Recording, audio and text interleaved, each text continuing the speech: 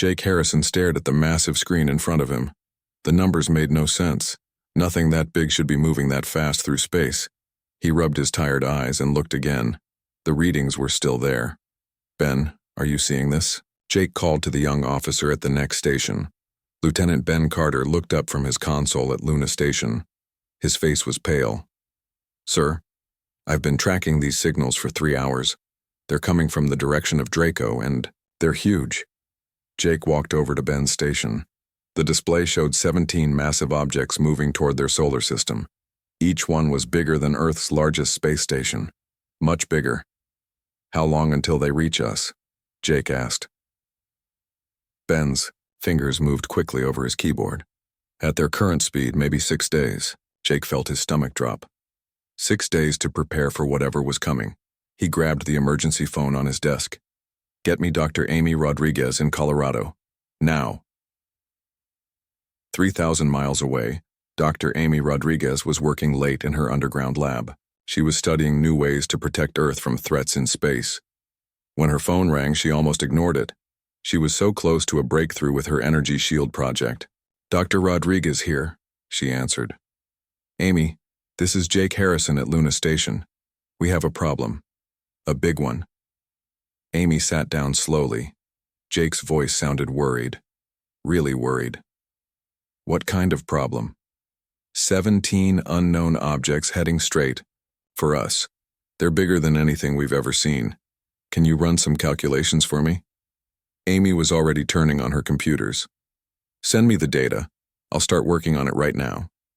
Meanwhile, on Titan Station, Ben Carter was having the worst day of his career.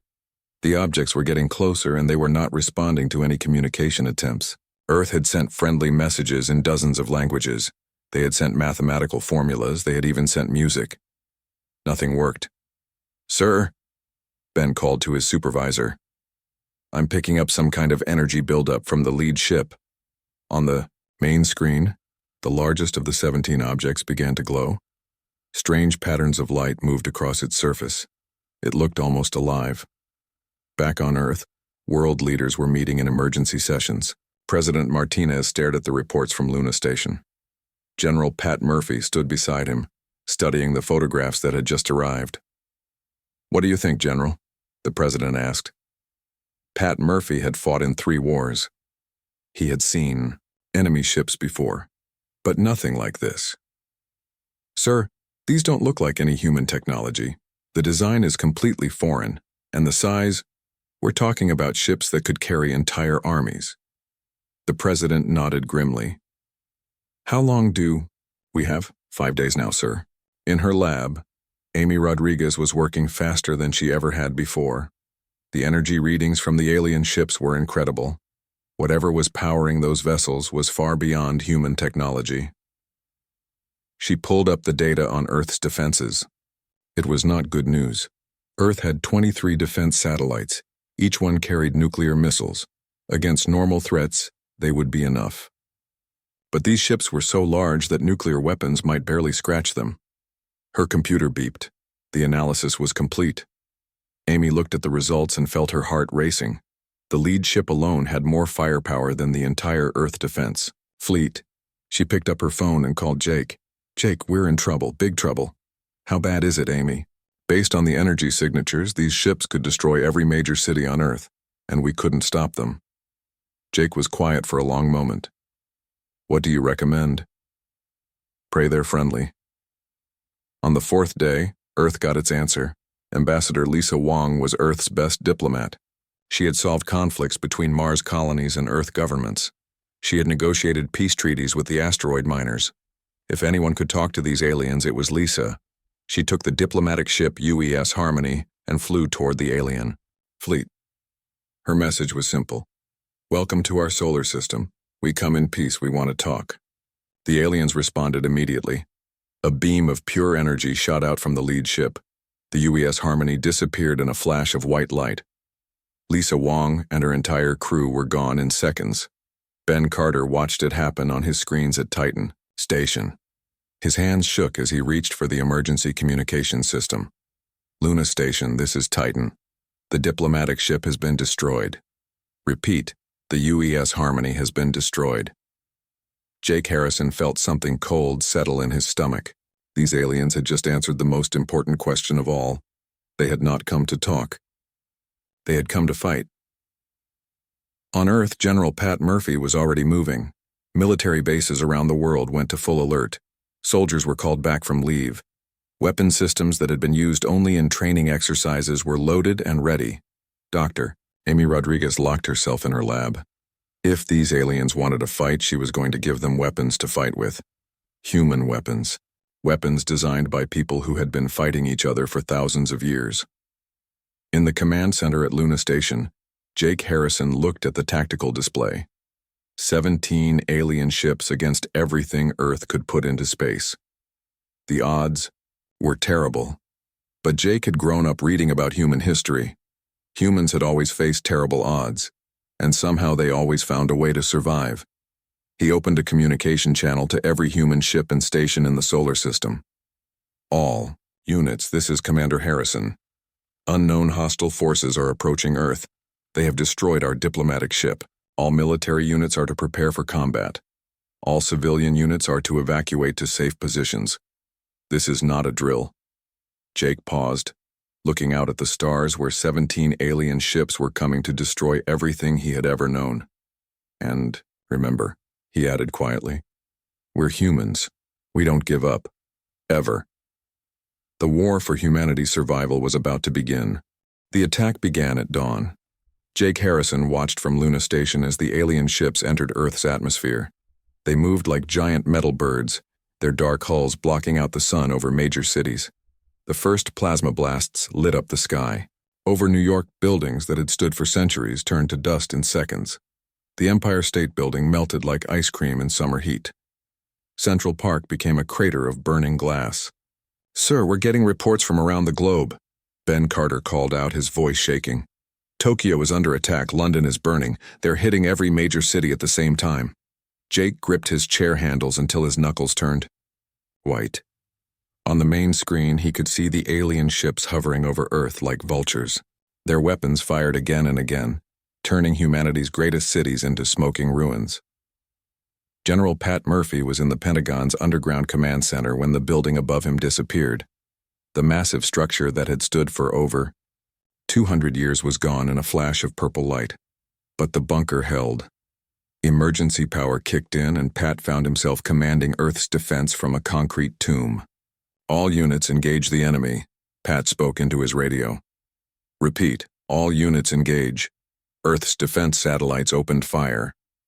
Nuclear missiles streaked toward the alien ships like angry meteors. For a moment, there was hope. The missiles hit their targets perfectly. Then the smoke cleared. The alien ships were still there, not even scratched. The nuclear weapons that could destroy entire cities had done nothing to them. "Sir," a young officer reported to Pat, "our satellites are being destroyed. We've lost half of them already." Pat Murphy had fought many battles. He had seen good men die, but he had never felt this helpless before. These aliens had technology that made human weapons look like stone spears. On Mars, Captain Sam Foster was watching the destruction of Earth on his communication screens. Mars Colony was home to 50,000 people, engineers, scientists, miners, and their families. They had come to Mars to build a new world. Now they might be the only humans left alive. "Captain," his communications officer called, "we're detecting alien ships heading our way." Sam looked at the tactical display. 3 of the giant alien vessels were leaving Earth and moving toward Mars. His colony had 12 defense platforms and a handful of armed patrol ships, against ships that could shrug off nuclear weapons. "All civilians to the underground shelters," Sam ordered. "All military personnel to battle stations." He knew they could not win, but they would fight anyway. In the ruins of Chicago, Sergeant Rick Taylor crawled through the wreckage of what used to be downtown. His unit had been on patrol when the aliens attacked. Half of his men were dead. The rest were scattered across the burning city, but they were not giving up. Rick and his surviving soldiers had found something important. When the alien ships had landed to drop off ground troops, one of them had crashed into the Willis Tower. The ship was damaged but not destroyed, and the aliens inside were not invincible. Listen up, Rick whispered to his men as they hid in the ruins of a coffee shop. I saw one of those alien soldiers get taken down by falling concrete. They bleed red just like us. That means they can die. The alien ground troops were 9 feet tall with thick scales covering their bodies. They carried weapons that could cut through steel like paper. But they were not gods. They were just soldiers from another world. Rick pulled out a grenade from his belt. We're going to show these lizards what humans do when someone messes with our planet. Dr. Amy Rodriguez was 3 miles underground in her Colorado lab when the surface world ended. Her facility was built to survive nuclear war. The alien attack could not reach her here, but she could see everything on her monitors. Earth was losing. Badly. But Amy was not the type of person to give up. She was studying the video footage from the attacks, looking for weaknesses. Every weapon had a weakness. Every army had flaws. She just had to find them. Computer, analyze the alien ship energy signatures, she said to her artificial intelligence system. Analysis complete, the computer replied. Enemy vessels show biomechanical properties. Hull appears to be living tissue reinforced with unknown metal compounds. Amy leaned forward. Living tissue? That was interesting. All living things had weaknesses. All biological systems could be attacked. Computer, scan for electromagnetic vulnerabilities. Scanning. Preliminary results show possible weakness to specific frequency ranges. Amy smiled for the first time since the attack began. Maybe they could fight back after all. On Europa, Colonel Kate Adams was preparing for the worst. Europa Station was humanity's farthest outpost, orbiting Jupiter. It was also their most heavily defended position outside of Earth. If the aliens came here, Kate was ready for them. All ships, form defensive positions around the station, Kate commanded. If they want Europa, they're going to have to go through us. Her fleet was small. 12 military ships and 30 civilian vessels that had been armed with whatever weapons they could find, against alien technology that had just destroyed Earth's entire defense network. But Kate had something the aliens did not expect. She had humans who refused to surrender. Major Dan Price was commanding the asteroid belt defenses when the news from Earth reached him. His mining platforms had been turned into military bases over the past few days. They were not much, but they were all humanity had left. Sir, his radar operator called. We've got incoming ships. Looks like a full alien squadron heading our way. Dan looked at his defenses. Converted mining lasers, improvised missile systems, and a lot of very angry humans who had just watched their home planet burn. All stations, this is Major Price. The aliens think they've won. Let's show them they're wrong. Back on Earth, in the ruins of Chicago, Rick Taylor and his men struck their first blow against the invaders. They ambushed an alien patrol, using the city's wreckage as cover. When the smoke cleared, 3 alien soldiers lay dead on the broken street. Rick picked up one of their weapons. It was heavy and warm to the touch, almost alive, but it worked when he pulled the trigger. A beam of energy shot out, cutting through a concrete wall like butter. Well, look at that, Rick said to his men. Looks like we just got ourselves an upgrade. The war for humanity's survival had begun, and humanity was learning fast. 6 months had passed since the aliens first attacked Earth. Half the planet lay in ruins, but humanity was still fighting. Dr. Amy Rodriguez had not slept properly in weeks. Her underground lab had become the most important place on Earth. On her workbench sat a device that could change everything. She called it the resonance weapon. Computer, run test sequence 47, Amy said, wiping sweat from her forehead. The machine hummed to life. On the test table, a piece of alien hull material began to vibrate. Slowly at first, then faster and faster. Suddenly, the metal started to crack. Then it fell apart completely, turning into dust. Amy stared at the results. After months of study, she had found the aliens' weakness. Their biomechanical ships were alive, and like all living things, they could be killed. Finally, she whispered to herself. Tom Mitchell, her chief engineer, looked up from his workstation. Does it work, Doc? It works, Amy replied. Now we need to build a lot more of them. Fast. Above ground, the war was not going well for the aliens either. Admiral Zixathara stood in his command ship, looking at the reports from his ground commanders. His reptilian face showed anger that his officers had never seen before. "Explain to me how these humans continue to resist," he hissed at his communications officer. "My report said this would be an easy conquest." "Sir, the humans fight differently than other species we have conquered. They do not surrender when their leaders are killed. They do not give up when their cities are destroyed. They just keep fighting." Zixthara's amber eyes glowed with rage. In 300 years of conquest, no species had lasted this long against Draconian forces. The humans should have surrendered months ago. On Mars, Captain Sam Foster was proving the aliens wrong about human determination. His colony had been under attack for 6 months, but it was still standing. The Martian underground tunnels had become a fortress that the aliens could not crack. "Sir, we just got word from Earth," his radio operator announced.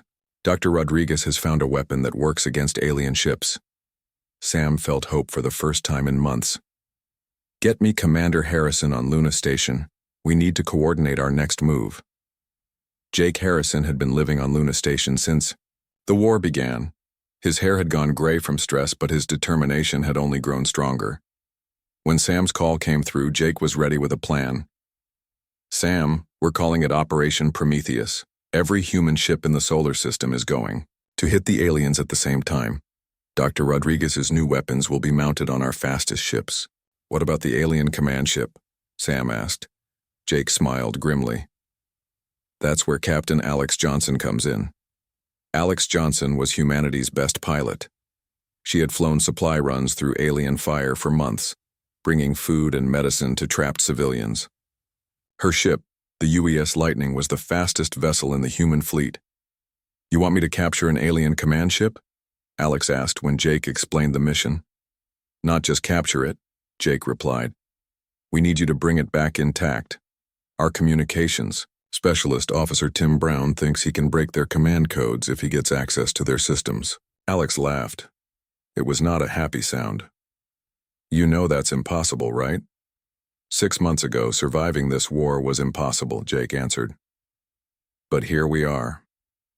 In the ruins of New York, civilian resistance leader Mary Clark was organizing the biggest sabotage operation in human history. Before the war, she had been a high school teacher. Now she commanded 3,000 resistance fighters hiding in the subway tunnels. "Listen up, everyone," Mary addressed her fighters through encrypted radio. "Tomorrow we hit every alien supply depot in the city at the same time. Joe Parker's team will handle the power stations. Sarah's group takes the fuel dumps. We show these lizards that Earth is still ours." Joe Parker had been a car mechanic before the war. Now he was one of the most feared saboteurs on the planet. His specialty was turning ordinary objects into weapons that could destroy alien equipment. "I've got something special for tomorrow," Joe told his team. "Been working on it for weeks. It's going to make a very big bang." The aliens were learning to fear the humans, but they did not understand why. In 17 previous conquests, defeated, species had always accepted their fate. The humans were different. They fought harder when they were losing. They became more dangerous when they were desperate. Captain Sue Williams commanded a Marine unit that had been fighting in the ruins of Los Angeles for 4 months. Her soldiers had learned to use the aliens' own weapons against them. They had also learned something important about their enemy. "The big lizards are tough," Sue told her troops during a briefing, "but they're not used to guerrilla warfare. They expect us to line up and fight like soldiers. Instead, we hit them fast and disappear. We make them afraid of every shadow, every sound." Her tactics were working. Alien patrols had stopped entering certain parts of the city. The invaders were starting to look over their shoulders. Officer Tim Brown was the best codebreaker in the human military. He had spent months studying, captured alien communications equipment. Now he thought he understood how their command system worked. "It's all controlled by one central computer," Tim explained to Jake Harrison. "Every alien ship, every weapon system, every soldier gets orders from the same source. If we can hack into that system, we can turn their own weapons against them," Jake finished. The plan was dangerous, probably impossible. But humanity had run out of safe options months ago. Dr. Rodriguez's new weapons were loaded onto every human ship that could still fly. The resonance weapons looked simple, like metal boxes with antennas. But Amy knew they could tear apart alien ships from the inside. As the human fleet prepared for Operation Prometheus, word spread through the resistance networks on Earth. After 6 months of losing, humanity was finally ready to fight back. In his command ship, Admiral Zixathera felt something he had never experienced before. For the first time in his long military career, he was worried about the outcome of a battle. The humans had survived everything the Draconian Empire could throw at them. Now they were getting stronger. Soon they would be coming for him. And deep down, Zixathera was beginning to understand that his empire had made a terrible mistake. They had not invaded a planet full of weak prey animals. They had attacked a world full of predators. The war was about to change. Operation Prometheus began at midnight. Captain Alex Johnson flew her ship through the darkness between the alien vessels, her heart pounding in her chest. The UES Lightning was loaded with Dr. Rodriguez's new resonance weapons. If the mission failed, she would be the first to die. "All units, this is Lightning," Alex whispered into her radio. "I'm approaching the command ship. Beginning attack run in 30 seconds. Across the solar system, human ships powered up their weapons. On Mars, Captain Sam Foster led a squadron of converted mining vessels against the alien fleet blockading his colony. On Europa, Colonel Kate Adams commanded her small fleet in a desperate charge toward the enemy ships orbiting Jupiter. Fire, Jake Harrison commanded from Luna Station. The first resonance weapons fired at exactly the same moment. Invisible waves of energy hit the alien ships from every direction. For a few seconds, nothing seemed to happen. Then the alien vessels began to shake. Admiral Zixathera felt his command ship vibrate beneath his feet. Warning lights flashed across his control panels. His biomechanical vessel was in pain. "What is happening?" he roared at his officers. "Unknown weapon signature, Admiral," his tactical officer replied. "Our ships are taking internal damage. The hull is breaking apart at the cellular level." Zixathera watched in horror as 3 of his largest ships simply fell apart in space. The human weapons were tearing his fleet to pieces from the inside out. "All ships retreat to defensive positions," he ordered. But it was too late. The humans had finally found a way to fight back. Captain Alex Johnson saw her chance. The alien command ship was damaged and separated from the rest of the fleet. She fired her engines and flew straight at it, dodging the defensive fire from its remaining weapons. "Sue, get your Marines ready," Alex called to Captain Williams, who was waiting in the back of the ship with her assault team. "We're going in hard and fast." The UES Lightning crashed through the alien ship's damaged hull and into its main hangar bay. Before the aliens could react, Sue Williams and her Marines were already charging out of their ship, firing captured alien weapons at the surprised defenders. The battle inside the command ship was fierce. The alien soldiers were bigger and stronger than humans, but Sue's Marines were faster and more determined.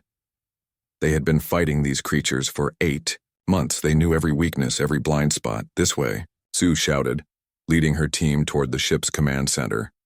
"Tim, stay close. We need you to get into their computers." Officer Tim Brown followed the Marines through the alien ship's corridors, carrying his electronic equipment. If he could hack into the alien command system, the entire war might be over. On Earth, the resistance fighters struck everywhere at once. Mary Clark's teams destroyed alien supply depots in every major city. Joe Parker's explosive devices took out power stations that had been feeding energy to the alien war machines. In the ruins of Chicago, Sergeant Rick Taylor led his soldiers in an attack on the alien command post that controlled the occupation forces. They moved through the destroyed buildings like ghosts, striking without warning and disappearing before the aliens could respond. "These lizards are learning what happens when you mess with humans," Rick said as he watched an alien communication tower collapse in flames. General Pat Murphy coordinated the global assault from his underground bunker. Reports came in from every continent. The aliens were retreating. For the first time since the war began, humanity was winning. "Sir, we're getting reports from orbit," his communications officer announced. "The alien fleet is in full retreat. Half their ships have been destroyed or disabled." Pat allowed himself a small smile. Tell all units to keep pressing the attack. Don't give them time to regroup. In space, the human fleet was hunting down the surviving alien ships. Captain Sam Foster's Mars Squadron had destroyed the blockade around his colony. Colonel Kate Adams had cleared the aliens from Europa's orbit. Major Dan Price led the asteroid belt defenders in pursuit of alien ships trying to escape the solar system. But the most important battle was happening inside the alien command ship. Captain Sue Williams and her Marines fought their way to the command center, where Admiral Zixithera waited with his personal guard. The alien admiral was huge, even by Draconian standards. His scales were black with age, and his amber eyes burned. With hatred, he held a weapon that could cut through steel. You think you have won, human? Zixithera hissed. My empire has conquered 17 star systems. You are nothing but insects. Sue Williams looked up at the alien commander without fear. Maybe we're insects, but we're the kind of insects that bite back. The battle between Sue and Zixithera was short but brutal. The alien was stronger and had better weapons. But Sue had something he did not understand. She was fighting for her home, her family, and every human being who had died in this war. When it was over, Admiral Zixithera lay dead on the floor of his own command center. Officer Tim Brown immediately went to work on the alien computers. His fingers flew over the strange alien controls as he searched for the command codes that controlled the entire Draconian fleet. Got it, Tim shouted. I'm in their system. I can see everything. Ship locations, fleet movements, communication channels. But what Tim found in the alien database was more important than fleet positions. He found the location of other Draconian invasion forces, ships that were moving toward human colonies, fleets that were planning to attack Earth again. Jake, you need to see this, Tim said into his radio. The aliens didn't just send one invasion force, there are more coming. Jake Harrison felt his blood turn cold. How many more? A lot more. Enough to finish what this fleet started. Dr. Amy Rodriguez received the data in her underground lab. She looked at the numbers and realized that humanity's victory was only the beginning. The aliens would send more ships, bigger ships, and next time, they would be prepared for the resonance weapons. Tom, she called to her engineer, we need to start working on something new. Something that can track alien ships across space and destroy them before they get here. Tom Mitchell looked at the data on his screen. You're talking about hunting them down in their own territory. Amy nodded. That's exactly what I'm talking about. We've learned how to defend ourselves. Now we need to learn how to attack. Captain Alex Johnson piloted the captured alien command ship back toward Luna Station. In the ship's hold, they had found something that would change everything. Alien navigation charts showing the location of every Draconian base in the galaxy. Jake, this is Alex, she reported. We've got their star maps. We know where they live. Jake, Harrison looked out at the stars where more alien fleets were already on their way. Humanity had won this battle, but the war was far from over. Then we go to them, Jake said quietly. Before they can come to us. The hunters had become the hunted, but humanity was about to turn the tables once again. 5 years after the first alien attack, humanity had become something the galaxy had never seen before. They were no longer the defenders. They were the hunters. Captain Sue Williams stood on the bridge of the UES Vengeance, a ship built from captured alien technology and human determination. Through the viewscreen, she could see the Vega system where a Draconian fleet was preparing to attack another world. All ships, this is Vengeance. Sue spoke into her communicator. We have located the target fleet. 43 alien vessels preparing to invade the Vega colonies. Major Dan Price commanded the UES Justice from his position near Centauri. His mission was simple. Find every alien fleet in this sector and destroy them before they could warn their homeworlds about what was coming. This is Justice. We have 17 alien ships in our sector. Beginning attack run now. Back in the Sol system, Dr. Amy Rodriguez had created something that terrified even her. The Hive Killer was a virus designed to attack the alien collective consciousness. It would spread through their communication networks and shut down their ability to think as one mind. Are you sure about this, Amy? Jake Harrison asked as he watched her load the virus into a communication probe. Amy looked tired. Years of war had aged her, but her determination had never wavered. Jake, these aliens have destroyed entire civilizations. They turn other species into slaves. If we don't stop them here, they'll keep doing it forever. Jake nodded. He understood. Humanity had learned something important during the war. Sometimes, to protect innocent life, you had to become something dangerous. The probe launched toward the alien homeworlds, carrying its deadly cargo. Tom Mitchell had become humanity's master of alien technology. He had taken apart Draconian ships and rebuilt them with human improvements. The result was a fleet that moved faster and hit harder than anything the aliens had ever faced. "The new ships are ready," Tom reported to Jake. 50 vessels equipped with advanced resonance weapons and alien faster-than-light drives. They can reach any star system in weeks instead of years. Captain Alex Johnson was leading one of those ships toward the heart of Draconian space. Her mission was to find their capital world and deliver a message. The same kind of message the aliens had sent to Earth years ago. "This is the UES Retribution calling the Draconian High Command," Alex broadcast on all alien frequencies. "You attacked our world without warning. You killed our people without mercy. Now you will face the consequences." On the alien capital world of Drax Prime, the Draconian High Council received Alex's message with growing terror. Their scouts had reported the destruction of 17 different invasion fleets. No survivors, no warnings. The humans had simply appeared, destroyed everything, and vanished. "How is this possible?" High Admiral Vexitar demanded. "These humans were barely capable of spaceflight when we first encountered them." "They adapt quickly," his intelligence officer replied. "Faster than any species we have conquered. They learn from every battle, improve every weapon, and they never stop fighting." The truth was spreading through the Draconian Empire. The humans were not just defending themselves anymore. They were hunting.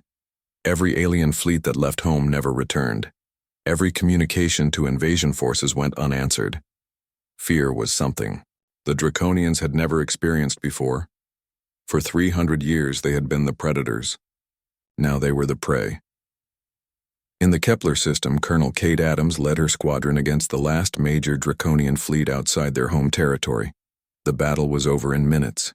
Human ships appeared from hyperspace, fired their weapons, and watched as the alien vessels tore themselves apart. "No survivors," Kate reported. Proceeding to next target system. The Hive Killer virus had begun its work. On alien worlds across the galaxy, Draconian communication networks started failing. Ships lost contact with their home bases. Ground troops could no longer receive orders from their commanders. The collective mind that had made the Draconians so effective as conquerors was shutting down. They were becoming individuals for the first time in their species' history. And, as individuals, they were terrified. Officer Tim Brown had become humanity's expert on alien psychology. He studied the captured communications and learned something important about their enemy. "They're not evil," Tim explained to Jake during a briefing. "They're just convinced that might makes right. They believe that because they can conquer other species, they should conquer other species." "And now?" Jake asked. "Now they're learning what happens when they meet something stronger than they are." Captain Sue Williams found the last Draconian stronghold in the Vega system. It was a massive space station that served as a forward command base for their expansion into this part of the galaxy. "This is Captain Williams to all alien forces," Sue broadcast. "You have one chance to surrender. Leave this system now and never return, or we will destroy you." The alien commander's response was filled with rage and desperation. "We are the Draconian Empire. We do not surrender to inferior species." Sue's reply was calm and cold.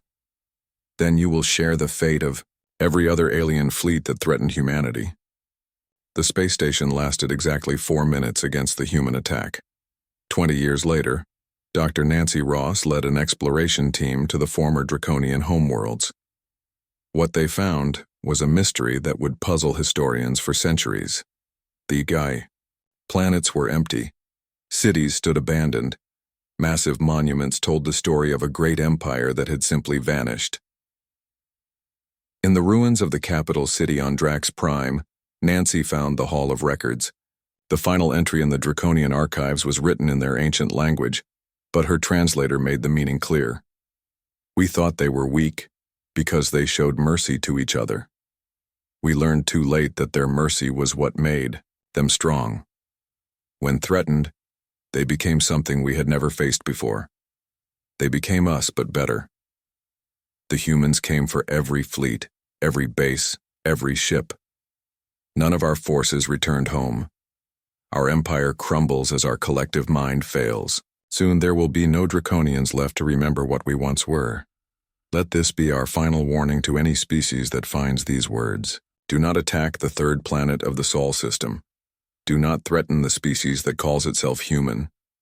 They appear weak and divided, but when united by danger, they become the most dangerous force in the galaxy. We conquered 17 civilizations. The humans conquered us, and they did it not through cruelty, but through the simple refusal to allow evil to triumph. We invaded their world thinking they were prey.